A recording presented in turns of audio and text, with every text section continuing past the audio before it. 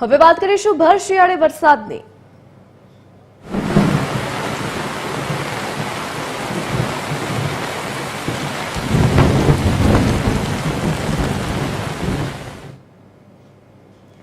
ગુજરાતમાં ઠંડીનું જોર ઘટતા લઘુત્તમ તાપમાનમાં વધારો નોંધાયો છે।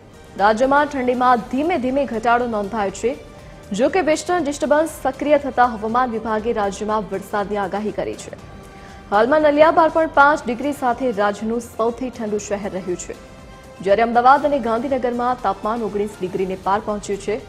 અન્ય શહેરોમાં પણ પારો 15 થી 20 ડિગ્રી વચ્ચે રહેતા ગરમીનો અનુભવ થઈ રહ્યો છે।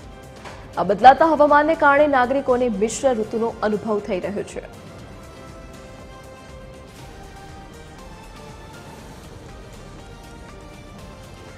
વધુ વિગતો સાથે સંવાદદાતા અભિષેક સિંહ વાઘેલા આપણી સાથે લાઈવ જોડાઈ ગયા છે। જી અભિષેક, હાલ રાજ્યમાં ઠંડીની શું સ્થિતિ જોવા મળી રહી છે અને વરસાદ અને ઠંડીને લઈને આગામી સમય માટે હવામાન વિભાગની શું આગાહી છે?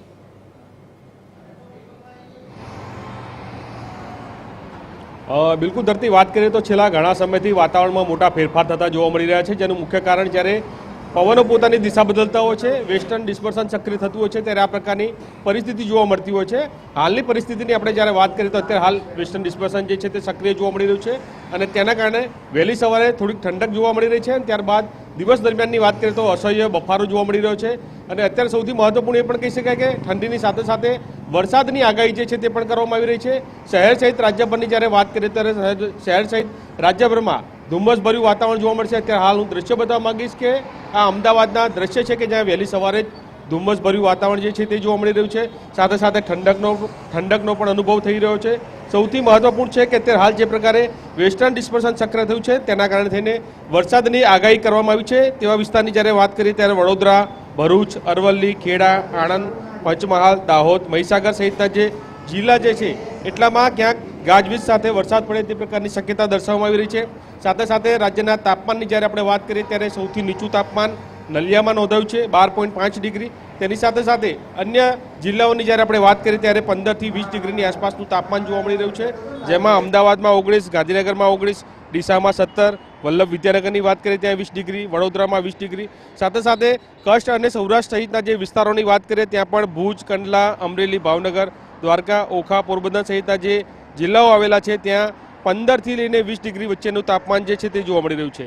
એટલે કે સૌથી મહત્વપૂર્ણ છે કે અત્યારે હાલ જે પ્રકારે વેસ્ટર્ન ડિસ્પર્સન સક્રિય થયું છે અને તેના કારણે થઈને એક બાજુ ઠંડીની આગાહી છે, સાથે સાથે બીજી તરફની વાત કરીએ ત્યારે કમોસમી વરસાદ જે છે તેની પણ આગાહી કરવામાં આવી રહી છે। સાથે સાથે દિવસભરની જ્યારે આપણે વાત કરીએ ત્યારે દિવસભર ગરમીનો અનુભવ જે છે તે થઈ રહ્યો છે, જેનું મુખ્ય કારણ જે પ્રકારે હવે લઘુત્તમ તાપમાન જે છે તેમાં વધારો થતો જોવા મળી રહ્યો છે। સાથે સાથે મહત્તમ તાપમાનની જ્યારે આપણે વાત કરીએ ત્યારે મહત્તમ તાપમાનમાં પણ અત્યારે હાલની જ્યારે વાત કરીએ ત્યારે મોટાભાગના જિલ્લાઓની જ્યારે વાત કરીએ ત્યારે 30 ડિગ્રીની આસપાસનું તાપમાન જે છે તે જોવા મળી રહ્યું છે। એટલે કે ધરતી સૌથી મહત્વપૂર્ણ છે કે અત્યારે હાલ જે પ્રકારે વાતાવરણમાં મોટા ફેરફાર થતા જોવા મળી રહ્યા છે, જેનું મુખ્ય કારણ વેસ્ટર્ન ડિસ્પર્સન સક્રિય થયું છે। લઘુત્તમ તાપમાન વહેલી સવારે જોવા મળે છે ઓછું, પણ દિવસ દરમિયાનની જ્યારે વાત કરીએ ત્યારે મહત્તમ તાપમાનમાં જે છે તે વધારો થયો છે। આગામી સમયમાં પણ હજુ પણ મહત્તમ તાપમાન વધે તે પ્રકારની પણ શક્યતા દર્શાવવામાં આવી રહી છે અને બીજી તરફ ઠંડીની સાથે સાથે વરસાદની આગાહી જે છે તે અત્યારે હાલ જોવા મળી રહી છે। જી અભિષેક, વિગત સાથે જોડાવા બદલ આપનો આભાર। તો હાલ ભર શિયાળે ચોમાસા જેવો માહોલ સર્જાયો છે, કેટલાક જિલ્લાઓમાં વરસાદી માહોલ જોવા મળી રહ્યો છે, તો આગામી સમયમાં હજુ ઠંડીનો પારો ગગડે અને કેટલાક જિલ્લાઓમાં કમોસમી વરસાદની પણ આગાહી હવામાન વિભાગ દ્વારા કરાઈ છે।